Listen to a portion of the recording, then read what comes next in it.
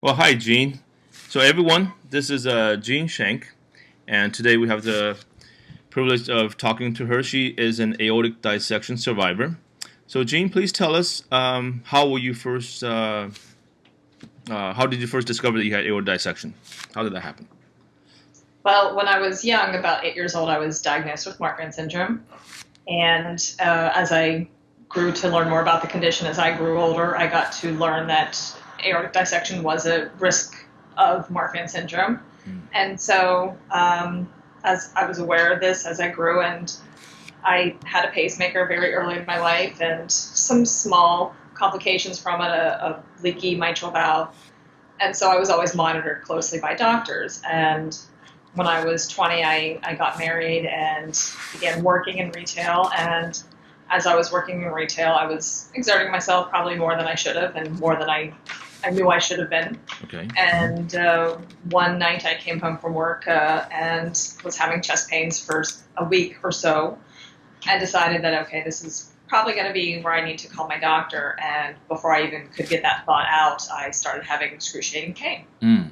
And I went to my husband and said, I need to go to the doctor right now, to the emergency room. It was in the middle of the night. And fortunately, we live very close to a hospital. Okay. And like literally across the street from one. Oh, okay. So he got me in the car and got me to the emergency room. And by that point, I was in such pain that I couldn't even speak.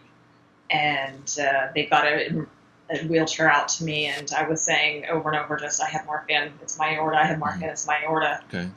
The way it felt, I knew it couldn't be anything else. So, And where was the pain? the pain, the pain that I'd been having for over a week was right below my bust line. Oh, And okay. it was a tightness, so it just kind of felt like a tight band. And so it was just a discomfort more than anything at first. Discomfort, okay. For about a week and a half. And Was it specifically on the left side? No, it was. Oh, it was across. It was just around the entire Okay. area. Okay. And if you're a woman, you know that it just felt like I had a bra and that was way too tight. Okay. But when that excruciating pain happened, it just seemed like it was just this stabbing, throbbing pain in the middle of my chest. And that was the pain that stopped me in my tracks. That it was just immediately where I was barely even able to breathe. Okay. And actually, I recall as we had lived on a second floor apartment, and as we were walking down the stairs, I just felt something let go inside me. Mm-hmm. I just felt this rush. And I literally at that moment thought that was it. I thought that it had tore to the point where I was just going to bleed to death. But we got to the ER, and they got me in and very quickly got me to first an x-ray, unfortunately. And I did actually begin vomiting blood. And they decided that they thought it was a digestive issue because of the vomiting. And they gave me morphine, shot after morphine shot, and took me in to get a CAT scan. And I learned later that the woman who performed my CAT scan was very familiar with Marfan syndrome. Okay. And when she saw me, when they wheeled me into her room, she recognized the signs of Marfan syndrome and immediately recognized and knew that I was having dissection. I met her a couple years later when I was having a regularly scheduled CAT scan, and she remembered me. Okay. And I remember when you came in, and I remember seeing you and saying, "Oh my God, this woman's dissecting." And it was not a small hospital, but a smaller local hospital here in Bethlehem. And so they weren't fit to be able to take care of what was going on. And so when they did the CAT scan, they discovered it was a dissection. They put me on a helicopter to take me down to Philadelphia to the University of Pennsylvania. And I recall them loading me onto the helicopter, but by that point I had already had over 10 cc's of morphine. And so I don't remember the rest of the helicopter ride. Wow. Wow, that was incredible. Now, when you first found out that you had Marfan's when you were 8 years old, were there any instructions of what to be looking for? Yeah, there was. I saw a cardiologist from as soon as being diagnosed. The cardiologist diagnosed me, and she was a wonderful doctor in Pittsburgh, actually, where I was living at the time, affiliated with the Pittsburgh Children's Hospital.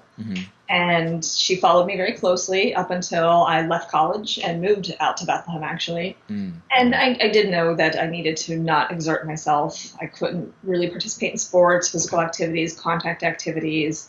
I knew that I was at risk for dissection and other problems. Okay. But the thing is, I was getting echoes regularly to look at the ascending aorta, but they weren't following the descending aorta. Oh. Because in a Marfan patient, it's the ascending aorta that typically dissects first. And a descending aortic dissection is typically following an ascending dissection. Okay. So when I did move out to Bethlehem and I was being followed again by a cardiologist, I was getting my echoes regularly, but they did one baseline CAT scan and they didn't really look at the descending aorta except that one time. And I just did it backwards. Okay. I never expected it. And I wasn't really showing any latent symptoms up until that point. So that's definitely an awareness that even the Marfan community should be aware of, is even though typically and the majority may start the dissection at the ascending, but that doesn't mean we should neglect looking at the descending. So you're like a candidate for that. Absolutely. Yeah. And it's been a while, but I've been to some of the Marfan Foundation conferences and things, and I've always been very open to tell people, are you following your descending aorta? Because you need to follow it too. You need to make sure you're looking at that because you just don't know. Yes. Okay.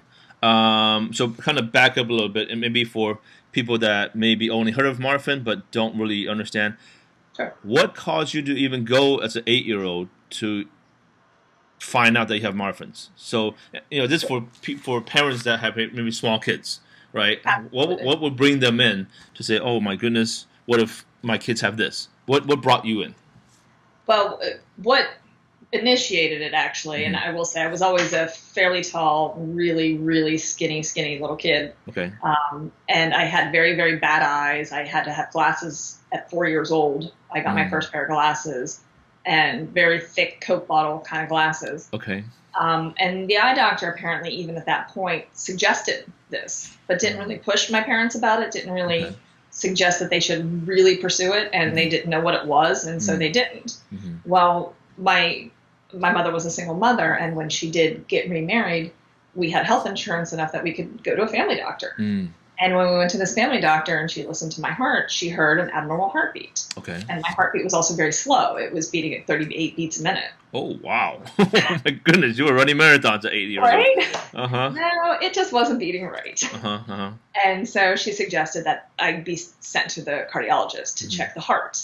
I don't know that doctor knew about Marfan. She just could tell that there was a heart issue to be dealt with. And so that is when we went to this cardiologist at the Children's Hospital in Pittsburgh. And that's when she knew of Marfan and did the diagnostic criteria, did the measurements, all of that, and diagnosed me with Marfan. And she was forefront enough. And this was some time ago. This was about in 83. Okay. And she put me straight away on a beta blocker, which was pretty cutting edge actually at the time. Wow. So that was where the diagnosis came from. And otherwise, my parents had no idea. We knew nothing about this condition, and even after that diagnosis, we knew very little, and you never heard about it. And we didn't have a foundation, the National Marfan Foundation, or any of the other support that was out there. Okay. So let's hope that this video will change that and just create more awareness of Marfan, of dissection, because I can't imagine the parents that bring their kids to eye doctors and, like you're saying, the Coke bottle glasses. I don't understand what's wrong with my kid, and nobody even heard of Marfan's. They would not even consider them having this condition. So maybe perhaps through this video, people will be more aware of that from these conditions. So what was done for you since, I would say, 22, right? 22? Okay. Yeah, that was when the dissection happened. So once they flew me into UPenn, I'll confess it's a little hazy. Okay. There's a week and a half or so that was a little hazy. Yes. But they flew me in, and my best recollection is that when they flew me in and they started doing the studies and the tests to see what was going on, they realized that what had happened when my descending aorta dissected, it dissected pretty much from the very top of the descending aorta all the way down to the iliac arteries. Okay. Not into the arteries, but just above them. Okay. And when it dissected, that false lumen flap pressed against the opposite side of the aorta and blocked the blood flow to my mesenteric artery. Okay. That's the artery that feeds the bulk of the intestines. Okay. That was why I was vomiting blood. Okay. And so because it was blocking it, they were trying to find a way to get the blood flow back to it. They did try to put in stents to try to open up blood flow. They had hoped that worked. It did not. I again having the issues. And so they did have to take me in, and they counseled me before the surgery, saying that we're going to have to go in and we're going to have to try to look and see how your intestines are, how much has the blood flow been blocked, for how long is there damage. When we go in there to look at that and to see how we can repair that, we're also going to have to look at your aorta and see the condition of it and see if we have to repair it right now or not. Okay. And so they did give me the statistics at that time of that surgery if they did decide they had to work on the descending aorta. And the statistics they gave me were that it is a 10% fatality rate and a 20% paralysis rate. Okay. And at 22, hearing those numbers sound really big. Really, really big. Yeah. And despite the fact that I was aware of many of the complications that could happen with Marfan, and I was aware of the potential of a limited lifespan, it was just devastating. Yes. So it was a really hard night. Yes. Oh my goodness. Wonderful nurses who talked me through it and kind of got me back into a positive outlook prior to the surgery. And I'll always give them credit for that. Yes. And so I went into the surgery, and when they did the surgery, they were able to do a mesenteric artery bypass graft. Okay. They took a vein out of my upper right leg, the inside of my right thigh. They took a vein out of it, and they did a bypass. So it's, I don't even know, the blood flow flows backwards now. Okay. And they were able to do that, and they did not have to do the aortic surgery at that time. Okay. They didn't, but they had to. Okay. Because they knew that the condition I was in, that to try to do that surgery, because it is so risky, yes, that they wanted to try to stabilize me first. Okay. And so they did that surgery, and it was successful. Okay. And unfortunately, though, because the blood flow was blocked enough, fortunately, there was no ischemia, and I did not lose any bowel. Okay.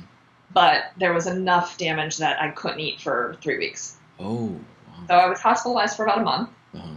And I was on a nasogastric tube and no food, just, fluids, IV fluids, IV nutrition. And so they kept me going, and I was recovering, but I was very, very weak, and I had lost quite a lot of weight. I'm 5'9", and I dropped below 100 pounds. So when it was time to discharge me, they had to do a metabolic test, and they had to get a PICC line and give me IV nutrition to send me home on. And oh my goodness. A bit. Wow, yeah. Big change from the time you go in and the time you left. Yeah. Wow. Yeah. Okay. And so, I was basically, I had been working in retail full time. And so I went from that to basically laying on my couch all day, every day, because that was all I had energy for. Yes. And that was really hard. It yes. really was.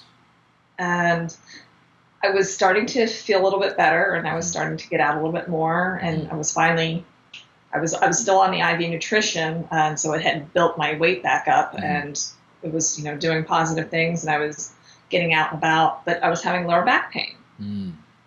And it was to the point where I couldn't even sleep in bed. I just had this lower back pain that I would go to my couch and I would sleep sitting up at the couch. Okay. And I finally called my doctor and said, okay, I don't know what this is, but I'm having this pain. And he told me, get in your car and come down now. And so I went down back to UPenn and had another CAT scan, and they said, well, your aorta is expanded to 5 centimeters. Oh. Basically, it was seeping into my lower back. It was seeping out into my lower back because it had stretched so much. And so they admitted me, and I walked into the ICU, which was strange to some people. Yes, yes. Like you were walking while you were intensive, right? Exactly. But once they got me into a bed, they wouldn't let me get out of it. That was one thing. They're like, no, you're in the bed now. You're not getting out. So clarify, because we kind of got cut out a little bit. What was seeping? Was it the blood or was it blood vessel? Yes, the aorta was leaking. It was leaking Oh. into my body cavity, into my lower back. Oh my goodness. That was Okay. causing back pain, and it was Okay. putting pressure on nerves and things. So Uh huh. Uh huh. it was getting very risky. Yes. It was time to do the surgery. Okay. Okay. And so they did admit me immediately Mm-hmm. and scheduled the surgery for the next day immediately. Mm-hmm. And my surgeon for that was Dr. Joseph Bavaria, and he's why I'm here. Yes, we all have to thank our doctors for Yeah. for their knowledge and their wisdom and all their handiwork. Yes. Yes. And so they prepped me for the surgery and everything, and got me ready. And I was a little more emotionally ready because I already knew the statistics. I had already heard them once, so I was like, okay, I can do this. Yes. And next thing I knew, Okay. unfortunately, my family not so much, but next thing I knew, Uh-huh. I woke up and I still had the breathing tube in, and was a little loopy on the morphine because it does strange things to you. Yes. And they were, testing me to see if I, had feeling and was not paralyzed. And all of those tests came out perfect. So they were extremely happy with the outcome. Okay. And it was later. It was actually quite a lot later before I realized why they were so happy about that outcome. Mm. It was a 12-hour surgery. Oh my. And it was 12 hours in part because at one point they couldn't stop the bleeding. And so they stopped the surgery. Mm. I don't recall this, but they did wake me up a little bit, and they brought my family in to say goodbye to me. Oh. They did not think I was going to make it. Mm-hmm. I was bleeding so much. They had given me so many units of blood. They couldn't stop it. Mm-hmm. And so they wanted my family to at least be able to say goodbye to me. Mm-hmm. And at 24, my husband had to say goodbye to, my ex-husband had to say goodbye to his wife. Mm-hmm. That's the case. And so, but Dr. Bavaria took me back in. All right. To try to find out where I was bleeding, and he was able to, and he was able to stop it. Wow. And so I was able to come out of it, still with the breathing tube in, but able to move. Mm-hmm. No permanent damage. Okay. And so I was two weeks in the hospital for that, recovering, and it was rough, but it was not as obviously bad as it could have been. Yes. Yes. Yes. Well, or we wouldn't be here having this conversation. Exactly. Yes. So the repair was just for the lower aorta. Are you still dissected from the ascending to? Okay. It was the entire descending aorta. Oh. There's 3 grafts. Okay. There are 2 areas in between the 3 grafts that are still mine patent. Mm-hmm. They have aneurysms, but they're not dissected. They will eventually be repaired with stents, but they're stable, and they've been stable ever since 1998. You just keep an eye on them. But no, he did the entire descending aorta. I have a scar that goes from my lower left groin, up my ribs, around under my left breast, and around my side, and up my back, up to my left shoulder blade, and to the side of my left shoulder blade. Oh my goodness! Wow, that is extensive. Yes, it is. Wow. I've heard other people in the Marfan community who had a similar surgery call it being cut like a spiral cut ham. Mm-hmm. Yes. Oh my. Yes. So yeah. That visual. Oh, yeah. Wow. Well, congratulations, you're still here. Thank you. He did a great job. Yes, and you are visibly still living really well. So I'm doing really well, and I did not dissect again, but I have had my ascending aorta and my aortic valve replaced now, and my aortic arch. So almost my entire aorta is Dacron graft. Oh, okay. I have very little parts that are not now. And I basically don't have anything left that can be that catastrophic incident that most people with Marfan live with. Mm-hmm. Okay. So it's surgery. Did you develop any complications since then?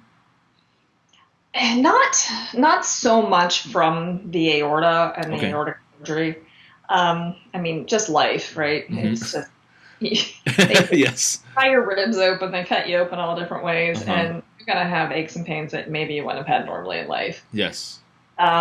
But I've since the surgery, I've been able to live fairly normally.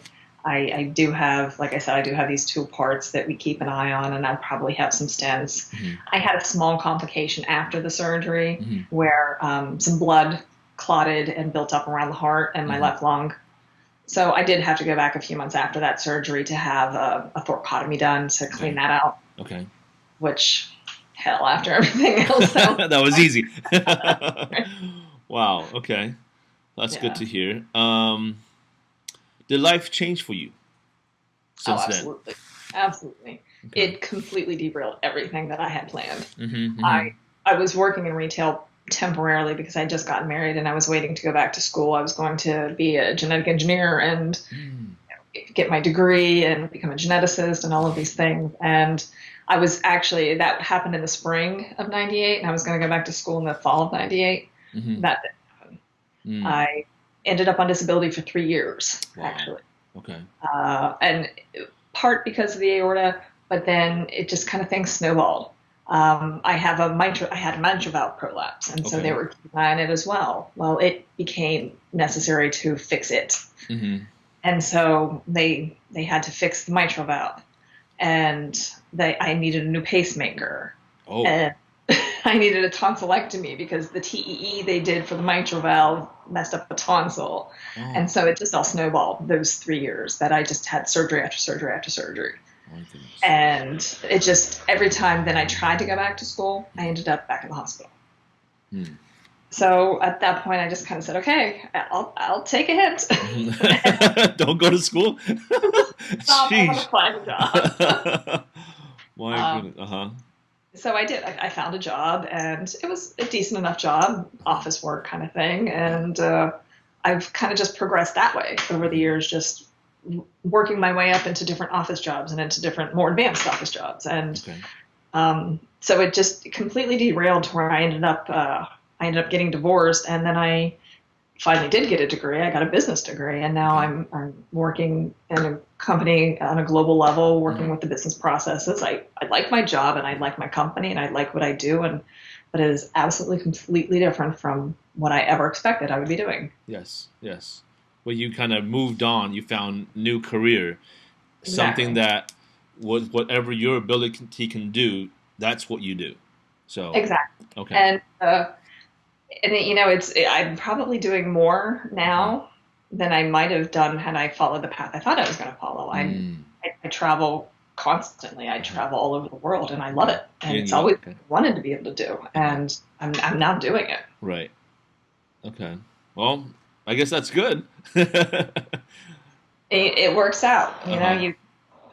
You just have to figure out what it is you can do, and just keep doing something, and just Yes. kind of pushing yourself a little bit to do something. Mhm. And I had to at some points give myself a little more credit than I thought I could handle. Mhm. And at some points I also just had to say, you know what? Just do what's in front of you. Just enjoy what you're doing in front of you and see where it leads you. Yes. Yes. If we just do a little bit, change a little bit, move forward a little bit each day, when you look back a year later, you've gone so far. Yes. And one major, I think, aspect of me that it changed was when I was that age, I had a plan.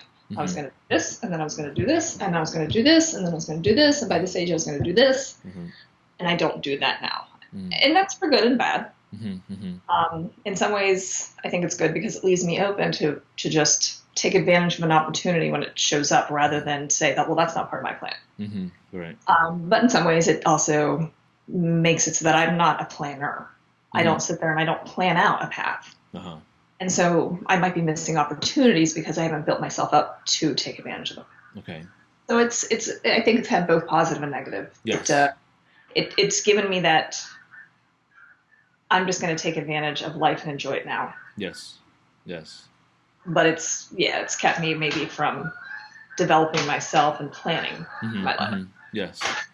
Yeah, I believe there has to be some planning, but also being strong enough to adapt, to Right. recognize opportunity instead of always closing everything off because it doesn't fit my model of how I feel my future should be. Yeah. Absolutely. Yeah. Absolutely. Okay. So what would you like to say to the aortic awareness community? after what you've been through? What would you like to say to these people? Well, I think for people who maybe are just experiencing this, you are not alone. And I'm sorry to say that you're not alone, but you're not. And it's hard.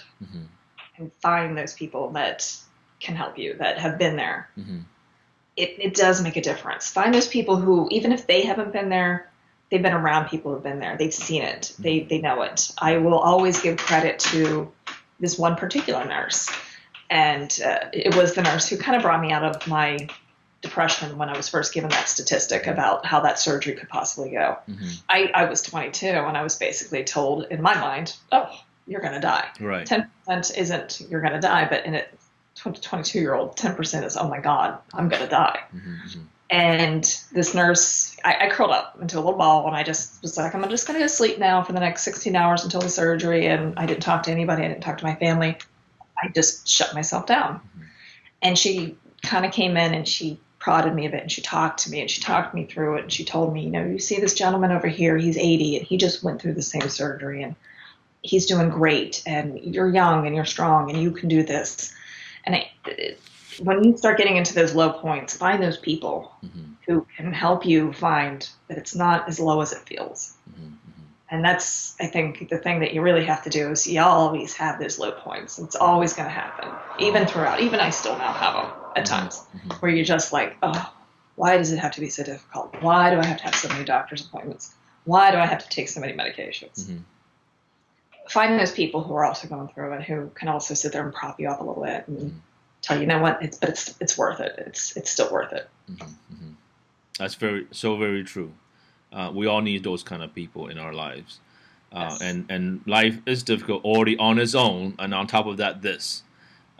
So yeah, you're absolutely right. Yeah. And I truly do, and I don't mean it in the negative way sometimes it sounds, but I know in so many ways how I'm lucky. And I know there's so many people out there who have so many other different challenges and difficulties that I know how lucky I am in some ways. And I also, you get so many people too who will come up and they'll hear the story and they're like, oh my God, you've been through so much. I can't believe it. My problem seems so minor. And I always sit there and I say, you know what? No, your problems are your problems and they're major to you. And that's important. That's not, my problems don't make yours any less to you. They're just as important to you. And don't belittle your own issues and challenges and seek the support you need and don't just discount them. Your problems are important too. Yes. No, that to me, what you just said now is something that I believe came out of what happened to me, is just this empathy for people. Because when I used to see people, normal people that look like there's nothing wrong with them, park at a handicap, and you're like, that person they just take advantage of the system, but you don't even know what's really going on inside of them. On the outside, I look fine. On the outside, I look healthy, but they have no idea how tore up I'm inside.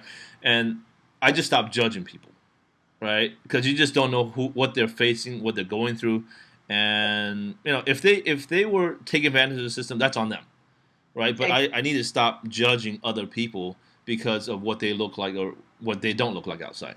So that's definitely empathy for other people. Yeah. So I know we need to finish just the last couple minutes, but and you may have already just covered this, but what would you like to say to the new survivors of aortic dissection? Just take it, just know that every day will get better. It doesn't seem like it, but it will. And it's an amazing thing. I actually just last summer, I had my aortic valve replaced and I was petrified because it's been a long time since I've been through a major surgery. And so I was petrified. And when I first woke up, I was a little bit surprised that I didn't feel as bad as I thought I would. And then the next day I felt a little better. And the next day I felt a little better. And it just reminded me, wait, you know what? Every day you will feel a little bit better. Every day something will get a little bit better. Every day a pill will be taken away, or every day a tube will be taken away, or every day you'll get to be able to move something and feel a little bit better about moving it. And just every day you will feel better and you will get back to a point where you feel like you're a human again. Yes. Wow. Well, thank you for your time, Jean. you don't have to answer this question. I suppose if people were to just calculate the years and everything that you just mentioned, they could figure out how old you are right now. But how old are you now, if you don't mind answering? I'm 40. I'll be 41 in September. Okay. So it happened when I was 22. And I'll be frank, there's been times I still see Dr. Bavaria. I still go back to him for follow-ups every year. Mm-hmm. And I still see my cardiologist from UPenn, Dr. Silvestri. I see him every 6 months. And I've had physician's assistants from Dr. Bavaria's office look at my chart, look at me and say, wow, you've been seeing him a long time. Mm-hmm. Mm-hmm. Yes. And I kind of chuckle about that a little bit because I know there's some patients who aren't going to see him forever and ever. Mm-hmm. But I also sit there and think, well, most patients don't last this long. That's true. Very true. Yes. I mean, most people don't even last the first 24 hours, and here you are 20 years later. Exactly. And that's why I say I absolutely credit Dr. Bavaria, Dr. Silvestri, and staff at UPenn for me being here. And I would also encourage anybody who's going through anything or may think that they're going to go through it, like a Marfan patient who may know that they're at risk, seek out the best. Mm-hmm. Don't settle for a hospital that says, we can't help you. We can't do anything for you. Find the best. Mm-hmm. Maybe they can't help you, but maybe they can. Mm-hmm. Seek out the best. Take that chance on yourself. Mm-hmm. Yes, yes. And I interview a lot of people who said you have to be your own advocate because you have to seek out that help. Yes. Your own. You have to go and seek it out. Other people can't do it for you. I mean, they're too busy or whatever, but you have to do it yourself. Or they don't know. And I will say I got lucky. Mm-hmm. I mean, they loaded me into a helicopter and sent me somewhere, and nobody, my husband didn't know, where they were, like, who was I going to see? What doctors was I going to see? I didn't know who I was going to see. I knew nothing about the doctors at UPenn. I knew nothing. I got lucky that I got sent into the hands of these people. Mm-hmm. Okay. Well, thank you so much for your time. It was great talking to you, Jean, and I hope all the watchers and listeners will learn from this interview, just from your story, from how it was discovered to how you overcame and how your life has altered and you adapted to it. And it's an amazing story amazing story. So thank you for your time. Thanks. And if there's anything else I can do for you and your organization, please let me know. I'm happy to. Okay. All right. Well, thank you very much again, and we'll hopefully talk soon. Okay, great. Okay. Thanks. All right. Take care. You too. Okay, Bye-bye. Bye-bye.